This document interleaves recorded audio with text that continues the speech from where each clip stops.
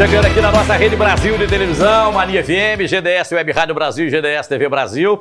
Chegando aqui, hoje é dia de Júnior Correia. O último programa aqui de 2023 para fechar esse ano. Positivo, se você botar na balança assim, que foi 23, foi bom, foi ruim, foi médio, como é que foi?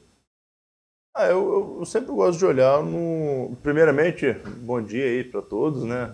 Eu já começo falando assim, já perdeu já o costume de dar bom dia, né? Bom dia a todos.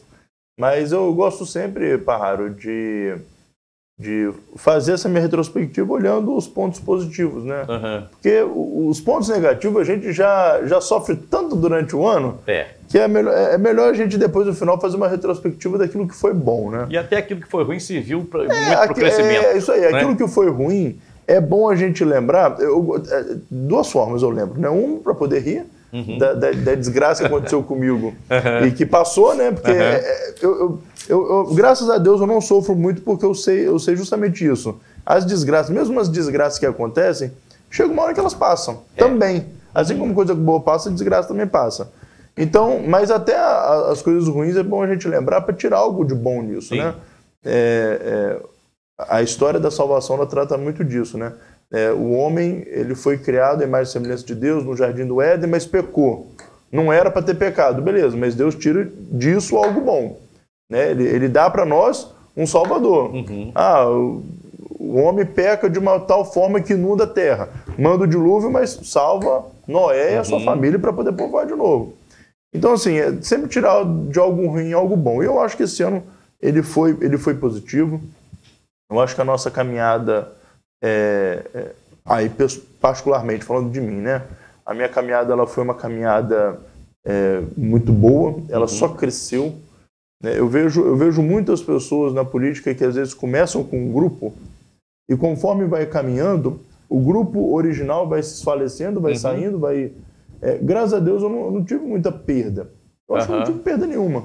Desde quando eu comecei minha caminhada de vereador até agora, eu só fui agregando mais e mais gente, mais e mais pessoas, mais e mais apoiadores, porque uma caminhada sempre pautada na transparência, sempre pautada na sinceridade, não na promessa vazia. Muita gente que cresce fazendo promessa vazia e não consegue cumprir, a pior coisa é isso. Eu acho assim, eu acho que ninguém é obrigado a prometer, mas depois que promete... tem que cumprir. Você sabe que esse dia sentou uma liderança política aqui, grande liderança política do Estado. E aí ela me falou uma coisa que me deixou muito triste. Porque ele tem uma história na política, né? E a gente conversando, e aí numa conversa, no meio dessa conversa solta, ele fala assim, Parraro, na política ninguém cumpre nada, ninguém cumpre acordo. Eu falei, mas isso é muito triste. Porque na política, o que é que vale? Vale realmente a palavra. Isso aí. A palavra do homem que vale. Se ele não cumpre a palavra dele, como é que é? Não é? É isso aí. Eu estava conversando também com uma outra liderança política de nível de Estado, e ele estava falando o seguinte, olha, o pessoal fala que a política é o lugar da traição, e é o lugar da traição a política, né? Só que, ele falou o seguinte, só que aqueles que traem na política, você pode ver, eles têm um prazo de validade muito curto. Sim. Se eles não forem pessoas muito poderosas a ponto de destruir o cara que ele não cumpriu a palavra, que é raro, isso não acontece sempre, normalmente quem se dá bem na política é o cara que cumpre. Porque o cara que é traidor, ele pode trair um ou dois agora no começo e chegar num posto alto. Quando ele chega lá, ele tendo o histórico de traição, ele vai ter uma queda também muito grande. E ninguém vai querer abrir as portas para ele. Porque ninguém quer abraçar um cara que trai. Agora, a pessoa que mantém palavra, a pessoa que cumpre, mesmo que sofra. É isso, exatamente o que falar. Tem um preço. Daí. E aí a gente pega... É bom fazer até essa análise assim, do que Jesus falou, né? Jesus ele conta uma parábola para os apóstolos dele, que é justamente a do administrador nem fiel, administrador... tem uma outra palavra aqui que é usado. É como se fosse administrador desonesto, alguma coisa assim. Mas ele falava o seguinte, o que o administrador ele fez? Ele soube que o patrão ia mandar ele embora. Então o que ele fez? Ele cuidava das finanças do patrão. O patrão descobriu que ele estava roubando, ia mandar ele embora. Ele descobriu. Ele foi em todo mundo que devia o patrão falar, olha, você está devendo o patrão aqui em 100 mil reais. vou botar em reais aqui, 100 mil reais. Pega, anota aqui no papelzinho que você deve apenas 60 e que eu vou perdoar 40 da sua dívida. Aí chegou para outro, ó, você está devendo aqui, sei lá, 1.000 cabeça de gado, bota aqui que você deve 800 que eu vou te perdoar 400. E ele fez isso. Ele não falou para ninguém que ele ia ser mandado embora. Passou o tempo, o patrão mandou ele embora. Só que o patrão não sabia qual era a dívida do pessoal. Ou seja, o patrão pegou o livro da dívida achando que era aquele o valor certo. Quando ele saiu, o que Jesus fala? Olha, ele foi desonesto e não está correta a desonestidão dele, a desonestidade dele. Mas vocês têm que aprender uma coisa com ele. Ele se tornou amigo de quem tem dinheiro, se tornou amigo daqueles que deviam, porque no momento de dificuldade, aqueles dali iriam ajudá-lo. Então ele foi esperto, vocês também têm que ser espertos assim. Então assim, a gente não pode ser desonesto, mas a gente tem que aprender que quando a gente cumpre a palavra, e mesmo que a gente tenha alguém aqui que é nosso líder agora, a gente não pode nunca fechar portas para outros, né? Nós temos o nosso líder, a gente tem que ser fiel, a gente tem que cumprir a nossa palavra, a gente tem que ser sempre firme no nosso caminho, mas nunca fechando a porta para outros. Sim. Porque no dia que faltar aqui, os outros vão abrir as portas para a gente. Exatamente. Né? E aí que você falou da questão do seu grupo que caminha com você. Manso como a pomba e estudo como a serpente. Que as pessoas estão com você praticamente no mesmo grupo e tal. Isso é muito bacana, muito legal. Claro que às vezes no caminho alguém sai mesmo em qualquer grupo. Alguém sai porque quer, alguém não dá para ficar porque não consegue entender. Às vezes o próprio alinhamento da pessoa já não. Sim, exatamente. Não batia. Agora, o importante é o líder não deixar pelo caminho aquelas pessoas valiosas. É isso aí. Né? E aí tem líder que deixa um monte pelo caminho, né? Né? Nós temos uma liderança cachoeira que está vivendo um negócio difícil. E dias chegou uma pessoa, sentou aqui, chorou. Eu tenho uma história que eu caminhava com o irmão, agora eu caminhei com ele, fiz tudo, e agora fui jogado, fui deixado pelo caminho. Isso é muito triste, entendeu? Eu não ouvi o outro lado, mas é triste você deixar as coisas pelo caminho.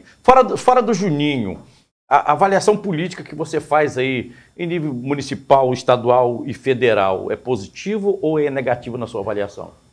Olha, eu não vou falar... É complicado, porque assim, a gente sabe que durante esse ano algumas coisas mudaram para a nossa vida. Eu poderia falar aqui que ficou péssimo por conta do governo Lula, ficou péssimo por conta da má gestão do Vitor, ficou péssimo por conta... Só que, vamos lá, a gente sabe que o brasileiro ele é um dos melhores povos para se passar por crise. O que a gente vai passar agora de novo é mais uma crise. E a gente tem que ter consciência disso. Por que passar por uma crise? Bom, a nível municipal, nós vamos passar por uma crise porque nós temos aí obras em tudo quanto é canto, isso é verdade, mas obras inacabadas. Isso nós estamos atravessando. Que está fazendo o comércio sofrer, está fazendo trabalhador normal sofrer, empresa de ônibus sofrer. Por quê? As pessoas chegam atrasadas, o trânsito está agarrado, o comerciante não vende. Mexe na vida de todo mundo. Mexe na vida de todo mundo, não tem jeito. Então a gente vai sofrer por conta disso. A nível de Estado, a gente tem aí, foi aprovado agora para o ano que vem, um reajuste aí do ICMS de 17% para 19,5%. Sem contar isso, no início do ano, aumento na taxa no imposto para remédio. A nível federal, o governo federal fazendo uma reforma tributária que pode ser muito prejudicial para a gente. Mas mesmo antes da reforma tributária, a taxação de muitas compras importadas no valor acima de R$50, ou seja, compras que antes eram isentas passaram a ser taxadas. Isso tudo aumenta o poder de compra de trabalhador. No ano que vem, a gente vai ter uma média de inflação de 7% já para o ano que vem. Então, veja, nós tivemos um panorama esse ano, economicamente falando, de um aumento do poder de compra do cidadão. Só que, é aí que está. Apesar dos pesares, o brasileiro é um povo que está acostumado com as crises. Apesar dos pesares, mesmo a gente tendo aí no Nordeste muitos municípios fazendo greve, o brasileiro ele está acostumado com as crises e ele sabe lidar com isso. Então, mesmo com todos os indícios, os índices e essas informações de que houve uma piora na vida do cidadão, até mesmo o sentimento de segurança, o brasileiro não está mais com aquele mesmo sentimento de segurança de antes, nós ainda podemos tirar algo de bom nisso.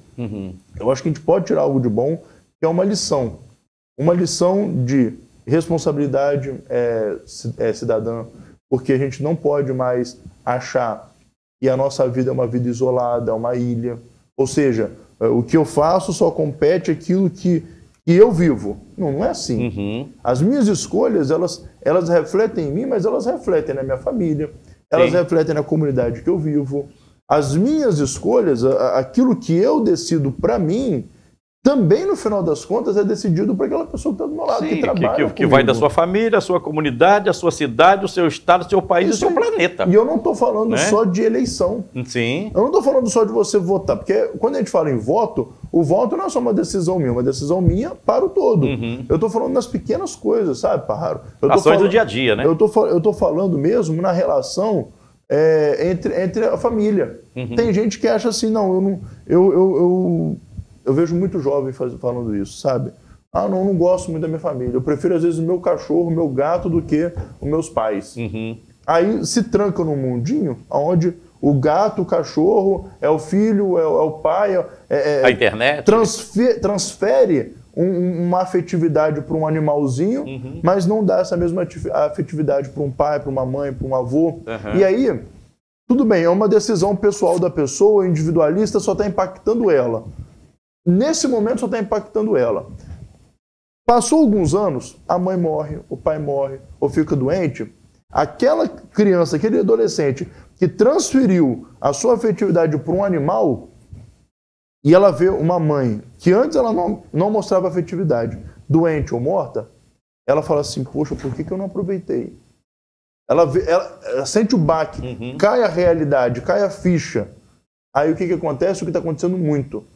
Aumenta-se as filas de psiquiatras, psicólogos, o número de depressão aumenta. Suicídio no Brasil, eu nunca vi tanto suicídio em volta de mim. Eu não sei se é porque ficava uma coisa realmente mais velada, e agora com a rede social a gente vê o tempo todinho, mas, bom, em volta de mim... Não, mas os números mostram que teve crescimento mesmo. Não, teve. Eu vi aí ao longo desse ano, pelo menos uns 5, 6 casos, pessoas em volta mesmo. Sim. Em volta assim, não só de conhecidos, mas... de pessoas conhecidas de conhecidos, sabe? Próximo, né? Muito próximo, uma rede muito próxima. Então, tudo isso envolve uma falta de Deus, mas essa falta de Deus falta de Deus é uma resposta muito simples, né? É muito simplista, na verdade. Essa falta de Deus que o mundo vem sofrendo não é uma falta de Deus apenas por uma falta de ir à igreja. Muita gente está indo na igreja, mas não tem Deus. Por quê? É uma falta, o mundo moderno, né, principalmente com a internet, com essa superexposição do luxo, de pessoas famosas que gostam de mostrar uma vida luxuosa, uma vida sem sofrimento. Deixa eu puxar o comercial. Eu quero voltar nesse assunto com você. Assunto interessante. De volta falando disso, desse tema, depois do intervalo comercial. Rapidinho, voltamos já.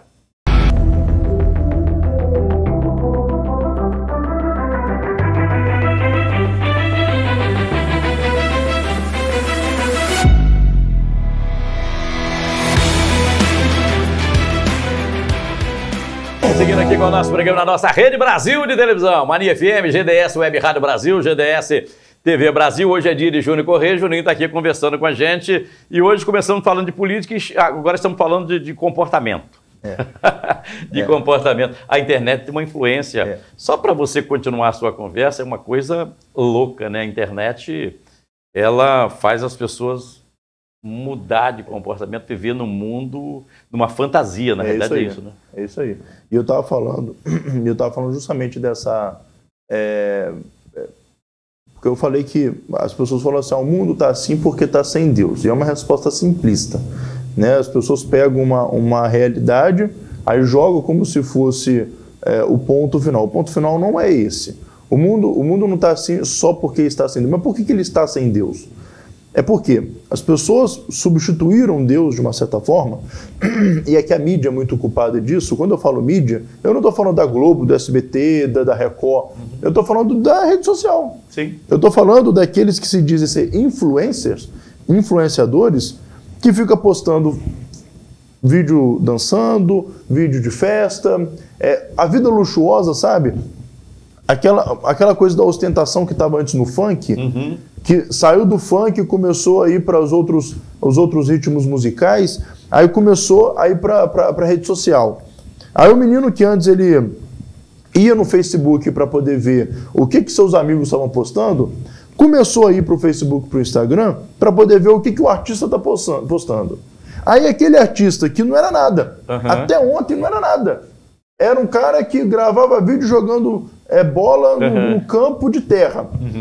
Do nada, um vídeo dele viralizou, aí alguém convidou esse cara para poder ir para uma festa qualquer, o cara começou a usar terno, usar gravata borboleta, né, smoking. Sim. Aí o menino começa a falar, pô, olha só onde que ele chegou. Isso mesmo. Olha só a vida dele. O cara jogava bola no campo de terra, gravou um vídeo, viralizou, e hoje é famoso e rico. Às vezes o cara nem é rico, mas tá mostrando uma informação. Tá mostrando uma... Aí o menino começa a fazer o quê? Não, vou começar a fazer isso também. Eu quero ser como ele. Para poder eu chegar onde ele tá, para ser amigo do Neymar, para poder ser amigo de não sei mais quem, para poder, sei lá, o Cristiano Ronaldo me retweetar, eu quero fazer isso também. Aí o menino começa a fazer. E é bom que a gente se inspire nos nossos modelos, mas tem que saber a qualidade do modelo. Aí os meninos começam a fazer. Só que aí não viraliza. A gente sabe, Parraro, que a gente gosta de tirar sarro da vida dos nossos amigos.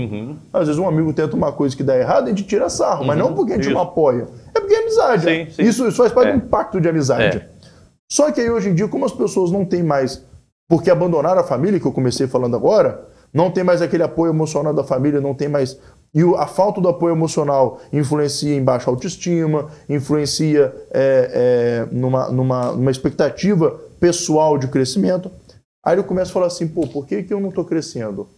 E que eu estou fazendo de errado? É eu que sou errado? Sim. As pessoas não gostam de mim? Aí começa a vir aquelas coisas. Aí a pessoa começa a, na cabeça dela, criar uma realidade em que as pessoas não gostam dela, que ela é uma fracassada, de que o outro conseguiu e se ela não conseguiu é porque ela é ruim. Mas por que isso acontece? É porque, antes de tudo, essa pessoa, ela substituiu da vida dela aquilo que é eterno. E substituiu Deus, substituiu a igreja, substituiu a família, substituiu o valor dos amigos de verdade que estão no dia a dia para coisas que são passageiras. Amigo real, né? Substituiu essas coisas que são eternas para aquilo que é passageiro. O que é passageiro? Um vídeo viralizar. Um vídeo que viraliza, ele viraliza hoje, amanhã já ninguém sabe mais que vídeo que é. Passou, foi embora e já era. A fama de 15 segundos, de 15 minutos na televisão, isso é passageiro, gente. Isso não dura. Só que as pessoas começaram a colocar a sua vida, começaram a colocar a sua felicidade atrelada a uma coisa que é passageiro. Agora, é um caminho sem volta, né? A internet. Eu acho que tem volta. Eu acho que tem volta. A questão é o seguinte. Eu lembro que o Magno Malta me falou uma vez isso, porque ele cuida de drogado há muito tempo, né? Desde o início da carreira dele de pastor, ele cuida de drogado. Ele falou assim, Juninho, eu tô aqui, minha casa de apoio, ela é aberta. Vem quem quiser se tratar. Não tem tranca, não tem portão. O cara vai vir aqui, se ele quiser se tratar bem, se ele não quiser, ele pode sair embora. Eu não vou. Só que ele falou assim, só que muitos casos eu já vi aqui de às vezes a mãe trazer o menino não querer livrar. E aí o menino sai e cai de novo e vai para mais fundo ainda do ralo. Aí a mãe chega chorando, eu falei, mãe, infelizmente o caso do seu filho é que ele precisa chegar no fundo do poço. Só quando ele chegar no fundo do poço, ele vai entender que o único caminho dele é subir. Infelizmente, tem gente que o caminho delas é chegar no fundo do poço. Só que, por que é importante ter uma rede de pessoas que amam a gente ao nosso lado e que estejam atentas? E aí, quando a gente fala de campanha de Setembro Amarelo, a campanha, eu acho que a do Dezembro Branco também é assim. Por que nessas campanhas a gente fala sempre do olhar muito mais nosso para com o outro do que um olhar nosso mesmo sobre aquilo que está em pensamento na nossa cabeça? Por quê? Porque a gente sabe o que está na nossa cabeça, o que nos aflige. E a gente tem que falar, é nosso compromisso falar. Mas como a gente não sabe o que está na cabeça do outro, a gente também tem que perguntar. A gente também tem que estar junto e falar assim, você está bem? Por quê? Essas pessoas, se elas chegarem no fundo do poço sozinhas, elas não vão ter força para poder sair. E aí elas vão acabar caindo numa depressão severa, num suicídio. Se ela não tiver uma rede de apoio do lado delas, dizendo eu estou do seu lado, ela não vai conseguir sair desse poço. Ela tem que estar com essas pessoas em volta dela. Por isso é muito importante que, se você tem um parente que está usando droga, que está em depressão, que está, sei lá, se retraindo cada vez mais, é importantíssimo que, se você é familiar dessa pessoa, estar do lado dessa pessoa. Buscar sempre perguntar como é que ela está. Sair com ela para poder comer um lanche, alguma coisa assim. E mais, às vezes até mesmo contactar algum psicólogo para poder conversar com essa pessoa. E tem muita gente doente. Tem muita gente doente. Né? E é silencioso. Precisando de um psicólogo, precisando de um psiquiatra, precisando de uma atenção. Eu não sei se eu poderia falar aqui. E cada vez mais jovem, né? Eu não sei se eu poderia falar aqui, mas, por exemplo, o Alexandre Taoca, o vereador nosso aqui. Eu, na campanha passada, eu pude conhecer o pai dele lá em Conceição do Castelo. Eu, assim, por coincidência, eu estava assim, cheguei em Conceição, tinha um barzinho assim, na entrada, perto de um posto de gasolina, e conversa vai, conversa vem, e ele falou assim, você é de Cachoeiro? Eu tenho um filho que é vereador lá. Eu falei, o Alexandre Taoca. Eu falei, caramba. Aí eu tirei foto, mandei para o Alexandre, e o pai do Alexandre suicidou esse ano. Tem pouco tempo. E o Alexandre falou, a gente fica sem saber, porque ele era um cara muito retraído na dele, ele passou por uns momentos de separação, foi lá para a roça, e a gente achou que a roça seria um local ideal. Só que é aquela coisa, às vezes a solidão para algumas pessoas não é um refúgio, é uma tortura. Tem gente que a solidão é um refúgio. Sim. Tem gente que precisa, pelo menos de algum momento de solidão. Tem gente que precisa de um momento de solidão, precisa se retirar. Agora tem gente não, tem gente que a solidão é tortura. E a gente tem que saber ler. É claro que o Alexandre não tem culpa. Os familiares do Alexandre não têm culpa. Ninguém tem culpa disso. Mas é um alerta para a gente buscar mais, entender mais. A gente fala dessa questão do comportamento humano, na relação com a família, com o amigo e tal. E aí a gente fala de psiquiatra, a gente fala de psicólogo. O poder público tem uma função importante também, né, de oferecer esse serviço para a população. Porque nem todo mundo tem dinheiro para pagar um psicólogo, não, pagar uma consulta num psiquiatra. Né? O poder público tem um papel importante nisso. Eu lembro, quando teve aquele problema, aqueles ataques em escola, o Casagrande falou que ia anunciar, né, algumas medidas. E a medida que ele anunciou é que ele colocaria psicólogo nas escolas. Naquele momento, para o problema que a gente estava vivendo, que era um problema de insegurança nas escolas, eu até falei que aquele não era a solução no curto prazo, no imediato. A solução no imediato é você colocar segurança nas escolas. Isso, exatamente. Mas no longo prazo, esse é um caminho. Por quê? Eu não estou falando aqui só uma questão de bullying, porque existe um limiar entre o bullying e entre a amizade, o sarro do amigo. Né? Existe um limiar aí. O que é o bullying? O bullying é quando algo se torna ofensivo para poder denegrir mesmo, para o outro se sentir mal. E existe existe também isso. Pessoas que sentem prazer em ver o outro se sentir mal. Em diminuir o outro por qualquer razão. E aí vem toda essa questão que eu acabei de falar, de insegurança, de falta de baixa autoestima, de baixa estima, na verdade, de baixa estima. Que aí o outro, para poder se sentir bem, ele tem que denegrir o outro. Isso. Existe isso. E isso tem que ser combatido. E aí, por que a presença, às vezes, de psicólogo nas escolas é uma boa solução a longo prazo? Porque eu estava até conversando esses dias também com uma pessoa sobre isso. Fazer algo interdisciplinar, saúde e educação juntos. A gente já vai pegar um menino naquela fase, principalmente de mudança de hormônio. E a saída da infância para a adolescência é essa mudança de hormônio. A mudança de hormônio, ela muda um menino, uma menina, sempre, vai mudar fisicamente, vai mudar também psicologicamente. Sim. Se essa pessoa não estiver passando por um momento bom na vida dela, essa mudança pode ser traumática. Por quê? Desregula hormonalmente essa pessoa, e se estiver desregulado, a alimentação hoje em dia é um desastre. A verdade é essa. alimentação ruim, exposição demais à rede social, baixa atividade física, a mudança hormonal ela pode ser uma desgraça para a vida dessa criança. Se não tiver um apoio psiquiátrico, psicólogo perto, para poder ouvir, para poder acompanhar e para poder dar o direcionamento certo, eu acho que se tiver isso, na verdade, a gente consegue diminuir muito os casos de um adulto frustrado. Uhum. O problema é quando chega um adulto frustrado e doente, né? Porque assim, o adolescente é um pouco mais revoltado, um pouco mais... isso faz parte da transformação hormonal. Uhum. Né? Isso vai passar. Isso passa. Ah, porque o meu filho não consegue aprender. Isso passa. Às vezes não é da vocação dele aprender as ciências. Uhum. Às vezes faz parte da característica dele. Mas o que não pode acontecer é um adulto frustrado.